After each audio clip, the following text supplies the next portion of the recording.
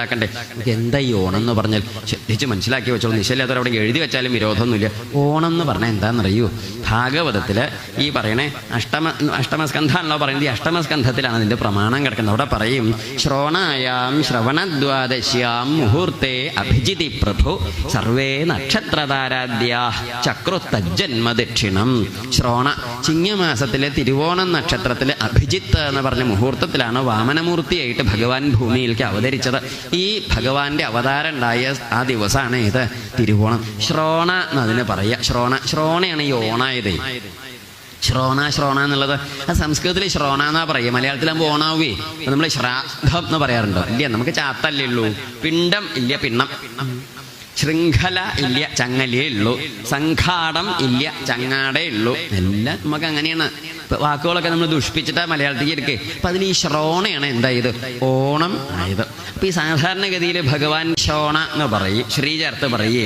ഈ ശ്രീ എന്നുള്ള വാക്ക് മലയാളത്തിലേക്ക് വരുമ്പം തിരു നമാറ്. ശ്രീപാദം എന്നുള്ള സംസ്കൃത വാക്കിൻ്റെ നേരെ മലയാളം തർജ്ജമയാണ് തിരുവടി. ഉണ്ട് തന്തിരുവടിയുടെ കാരുണ്യമുണ്ടെന്നെങ്കിൽ തിരുവടി എന്ന് പറഞ്ഞാൽ തൃപ്പാദം എന്നാണ്. തിരുവടി ശ്രീപാദം എന്നുള്ളതിൻ്റെ മലയാളമാണ്. അപ്പം ഈ ശ്രീ എന്നുള്ളതിന് തിരു എന്നാ പറയുക. അപ്പം ശ്രീ ശോണ ഓണം അല്ലേ? ശ്രീ തിരു ഓണം അങ്ങനെയാണ് തിരുവോണം എന്നുണ്ടായത്. ചിങ്ങമാസത്തിലെ തിരുവോണം നക്ഷത്രത്തില് അഭിജിത്ത് എന്ന് പറഞ്ഞൊരു മുഹൂർത്തമുണ്ട്, വിശിഷ്ട മുഹൂർത്തം.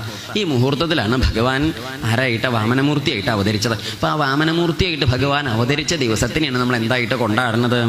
ഓണായിട്ട്. അന്ന് വാമനമൂർത്തിയായിരിക്കണം ഭഗവാനെ നമ്മൾ നമ്മുടെ കുടുംബത്തൊക്കെ വെച്ച പൂജ കഴിച്ച് ആരാധിക്കില്ലേ? മുറ്റത്തൊക്കെ നമ്മൾ കണ്ടിട്ടില്ലേ? എന്താ അരിമാവ് കൊണ്ട് ചാണകം മെഴുകിയിട്ട് അരിമാവ് കൊണ്ട് അണിഞ്ഞിട്ട് പലകയിട്ടിട്ട് മണ്ണുകൊണ്ടോ മരം കൊണ്ടൊക്കെ ഉണ്ടാക്കിയിട്ട്, സാധാരണ മണ്ണുകൊണ്ടാണ് പതിവ്. മണ്ണുകൊണ്ട് തൃക്കാക്കരയപ്പൻ എന്ന് പറഞ്ഞിട്ടാണ് നമ്മൾ പൂജ കഴിക്കുക. എന്താ പേര്?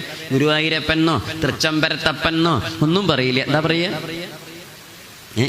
തൃക്കാക്കരയപ്പൻ. ആരേ തൃക്കാക്കരയപ്പൻ? ഈ തൃക്കാക്കരയപ്പൻ എന്ന് പറഞ്ഞാലേ തൃക്കാക്കര വാമനമൂർത്തി ക്ഷേത്രത്തിലെ വാമനമൂർത്തിയായിട്ടിരിക്കണം ഭഗവാനെ നമ്മുടെ കുടുംബത്തേക്ക് കൊണ്ടുവന്ന് ആരാധിക്കുന്ന ദിവസമാണ്. കേരളത്തിൽ ഈ വാമനാവതാര ക്ഷേത്രങ്ങൾ വളരെ കുറവാണ്.